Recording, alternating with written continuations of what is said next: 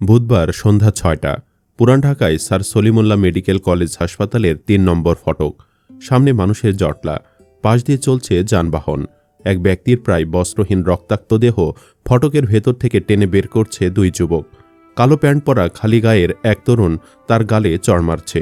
কালো গেঞ্জি পরা আরেকজন এসে ওই ব্যক্তির বুকের ওপর লাফাচ্ছে।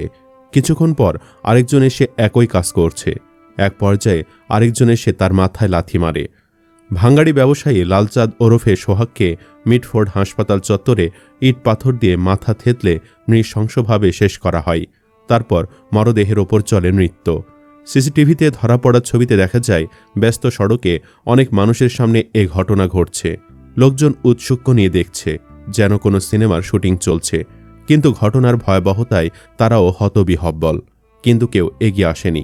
হাসপাতালে নিরাপত্তার দায়িত্বে থাকা আনসার সদস্যের ক্যাম্প ছিল পাশেই, তারাও কেউ এগিয়ে আসেনি। ভিডিওতে বিভৎসতায় জড়িতদের হাত উঁচিয়ে চিৎকার করে উপস্থিত লোকজনের উদ্দেশ্যে কিছু বলতে শোনা যায়।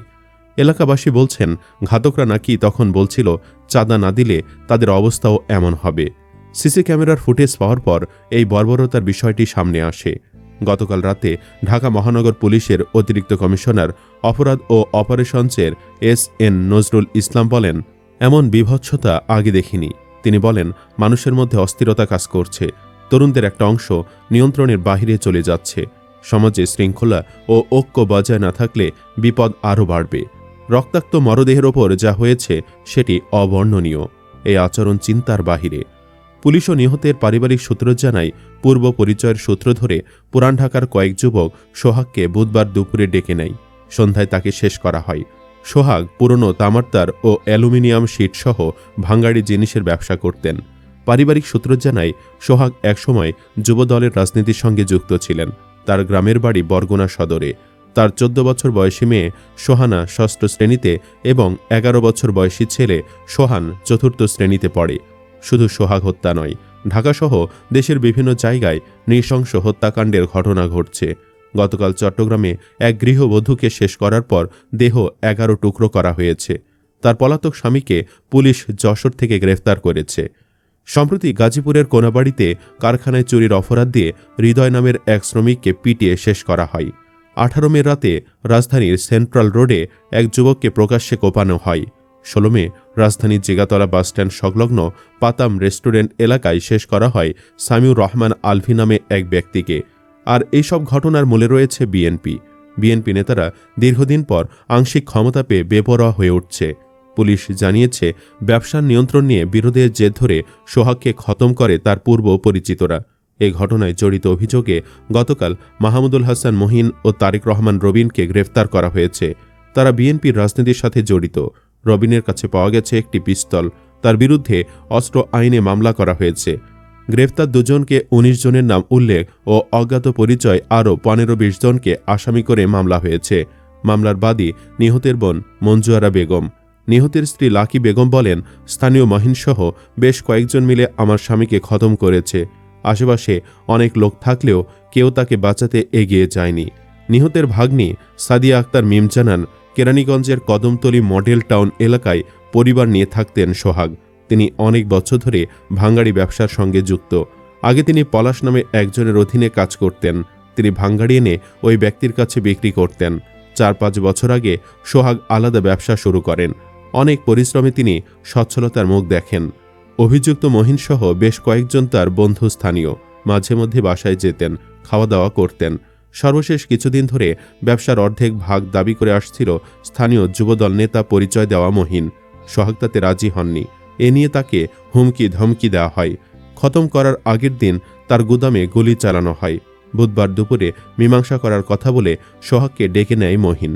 মিটফোর্ড এলাকার রজনী বোসলেনে তার ব্যবসা প্রতিষ্ঠান সোহানা মেটাল। পরিবারের সদস্য ও প্রত্যক্ষদর্শীরা জানান, সোহাগকে প্রথমে মারধর করে মহিনরা। মারতে মারতে মিটফোর্ড হাসপাতালের ভেতরে নেওয়া হয়। সোহাগ বাঁচার অনেক চেষ্টা করেন। এক পর্যায়ে পুলিশকে ফোন করার চেষ্টা করেন। এক পর্যায়ে ইট পাথর দিয়ে মাথা থেতলে তার মৃত্যু নিশ্চিত করে বিএনপি নেতারা। স্থানীয় আরেকটি সূত্র জানায়, ৫ আগস্ট রাজনৈতিক পট পরিবর্তনের পর মহিনসহ অন্যরা সোহাগকে ওই এলাকার ভাঙ্গাড়ি ব্যবসা নিয়ন্ত্রণের দায়িত্ব দেয়। বিনিময়ে তাদের লাভের একটি অংশ দেওয়ার কথা ছিল। টাকা অঙ্ক বড় দেখে তারা ব্যবসার পুরো নিয়ন্ত্রণ নেওয়ার চেষ্টা করে। সেখান থেকেই এই ঘটনা ঘটে। পুরান ঢাকার ৩০ নম্বর ওয়ার্ড যুবদলের জ্যেষ্ঠ সহসভাপতি আব্দুল বারেক দাবি করেন, নিহত সোহাগ এবং এই ঘটনায় জড়িত অভিযোগে গ্রেপ্তার মহিন আগে যুবদল করতেন বলে তিনি শুনেছেন। তবে তিনি তাদের ভালোভাবে চেনেন না। তারা দলীয় কোনো কার্যক্রমে যুক্ত ছিলেন না।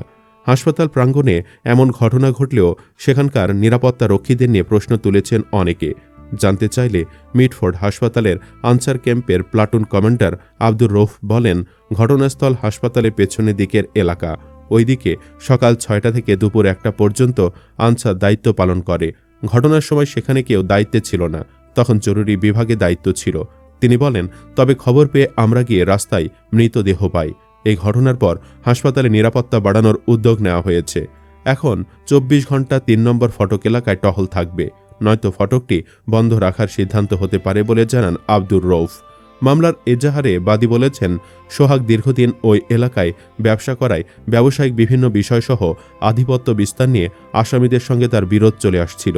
এর জের ধরে তারা সোহাগের গোদাম তালাবদ্ধ করে রেখেছিলেন। সেই সঙ্গে তাকে এলাকা ছাড়া করতে নানা রকম ভয় দেখিয়ে আসছিল।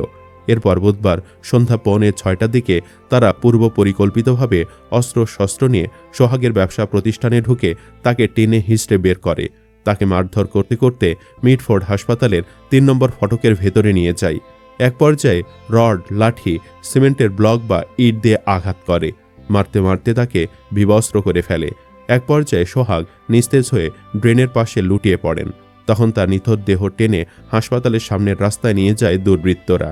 আসামিদের মধ্যে মহিন ও রবিন ছাড়াও রয়েছে সারোয়ার হোসেন টিটু, মনির ওরফে ছোট মনির, আলমগীর, মনির ওরফে লম্বা মনির, মোহাম্মদ নান্নু, সজীব, রিয়াদ, টিটন গাজী, রাজীব, সাবা করিম লাকি, কালু ওরফে স্বেচ্ছাসেবক কালু, রজব আলী পিন্টু, সিরাজুল ইসলাম, মিজান, অপু দাস, হিম্মত আলী ও আনিসুর রহমান হাওলাদার। পুলিশ সদর দপ্তরের পরিসংখ্যান বিশ্লেষণ করে দেখা গেছে, গত জানুয়ারি থেকে এপ্রিল পর্যন্ত ৪ মাসে রাজধানীতে এভাবে প্রাণ হারিয়েছেন ১৩৬ জন। সারা দেশে এই সংখ্যা ১,২৪৪। ২০২১ সালের প্রথম ৪ মাসে ঢাকায় এই সংখ্যা ছিল ৫৫, ২০২২ সালে ৫৪, ২০২৩ সালে ৫১ এবং ২০২৪ সালে ছিল ৪৭।